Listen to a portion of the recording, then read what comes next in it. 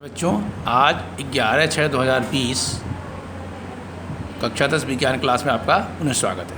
पाठ हमारा चल रहा धातु एवं अधातु। हम लोग पिछले टर्न पे धातुओं के साथ जल की अपक्रिया पढ़े थे। आज है धातु के साथ अम्ल की अपक्रिया। धातुओं के साथ अम्ल की अपक्रिया। तो कुछ प्रमुख धातुओं को अम्ल के साथ अपक्रिया कराएंगे। अम्ल प्रमुख रूप से हमारे पास तीन होता है: हाइड्रोक्लोरिक अम्ल HCl, सल्फ्यूरिक अम्ल H2SO4 और नाइट्रिक अम्ल HNO3। तो यहाँ जो है धातुएं तनु अम्ल जो ये एसिड हैं, अम्ल हैं, तनु करते हैं, इनको डाइल्यूट करके से अपक्रिया करके संगत लवण तथा हाइड्रोजन गैस उत्पन्न करती हैं। और अभी दो पे देखेंगे, हाइड्रोक्लोरिक अम्ल और सल्फ्यूरिक अम्ल। तो धातु से इनका तनु अम्ल हाइड्रोक्लोरिक हो अथवा सल्फ्यूरिक अम्ल अपक्रिया कराएंगे तो उनके लवण बनेंगे। संगत लवण का मतलब जिस धातु से अपक्रिया कराएंगे उसका लवण, और हाइड्रोजन गैस उत्पन्न होगा। उदाहरण के रूप में देखें, मैग्नीशियम तन सल्फ्यूरिक अम्ल से अपक्रिया करके मैग्नीशियम सल्फेट और हाइड्रोजन गैस बनाती है। सूत्र यहाँ देखिए, सूत्रवत Mg मैग्नीशियम है, सल्फ्यूरिक अम्ल तनु लिया गया है, तो मैग्नीशियम सल्फाइड बनाया गया है, मैग्नीशियम सल्फेट MgSO4 और हाइड्रोजन गैस G लिख दिया गया। अगला है जिंक Zn तन हाइड्रोक्लोरिक अम्ल मैंने HCl से अपक्रिया करके जिंक क्लोराइड और हाइड्रोजन गैस बनाता है। तो देखिए इसमें क्या Zn लिया, जिंक हुआ, हाइड्रोक्लोरिक अम्ल HCl तो बनाया जिंक क्लोराइड ZnCl2 और OH2। आप चूँकि यहाँ हाइड्रोजन दो हैं, क्लोरीन भी दो हैं, तो दो से गुणा करिए, समीकरण वाला संतुलित हो गया। इस प्रकार समीकरण संतुलित भी देखना है। एल्युमिनियम तन सल्फ्यूरिक अम्ल से अपक्रिया करके एल्युमिनियम सल्फेट हाइड्रोजन गैस बनाता है। एल्युमिनियम सूत्र Al, सल्फ्यूरिक अम्ल का सूत्र होता है H2SO4 और बनाता क्या है एल्युमिनियम सल्फेट Al2SO4 और हाइड्रोजन गैस H2।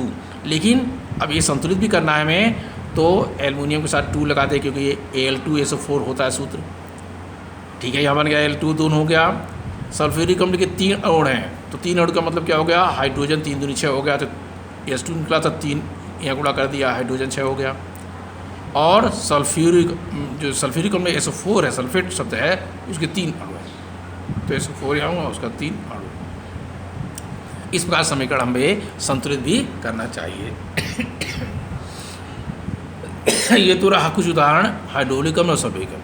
अब जब धातुएं नाइट्रिक अम्ल के साथ अपक्रिया करती हैं तो हाइड्रोजन गैस उत्पन्न नहीं करती कुछ धातुओं में, क्योंकि नाइट्रिक अम्ल एक प्रबल ऑक्सीकारक होता है जो उत्पन्न हाइड्रोजन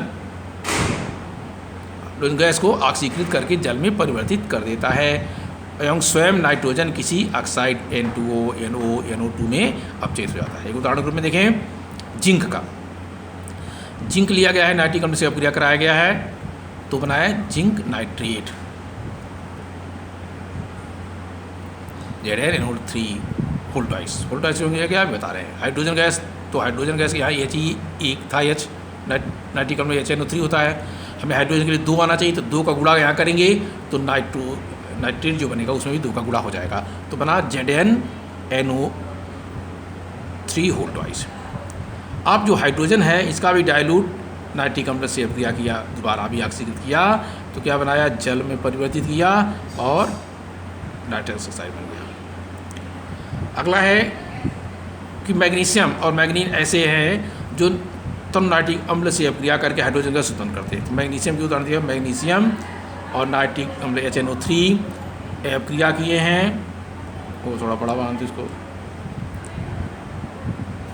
तो मैग्नीशियम नाइट्रेट बनाया है, हाइड्रोजन गैस सच गया। कम सक्रिय धातुएं जैसे कॉपर, सिल्वर, गोल्ड तन नाइट्रिक अम्ल के साथ कोई अपक्रिया नहीं करती। धातु की सक्रियता की दर हाइड्रोजन गैस बनने की दर पर निर्भर करती है, अर्थात जिस धातु से हम क्रिया कराएंगे जिसमें हाइड्रोजन गैस की बुलबुलें ज़्यादा बनेंगी वो ज़्यादा सक्रिय होगा। इस प्रकार मैग्नीशियम का सबसे ज़्यादा होता है, तो इसमें जब बुलबुला बनता है तो उसमें छेपी उष्मा भी बाहर निकलता है। इसमें उष्मा छेपी भी होगा, सबसे ज़्यादा मैग्नीशियम में निकलेंगे, फिर एल्युमिनियम, फिर जिंक और फिर आयरन। इस प्रकार जो है आज हम लोगों ने धातुओं के साथ अम्ल की अपक्रिया के बारे में अध्ययन किया। तो इसमें और भी उदाहरण हो सकते हैं, लेकिन आज जो है इतना ही करके आज छोड़ रहा है। इसके बाद अगला टर्न पे फिर देखा जाएगा।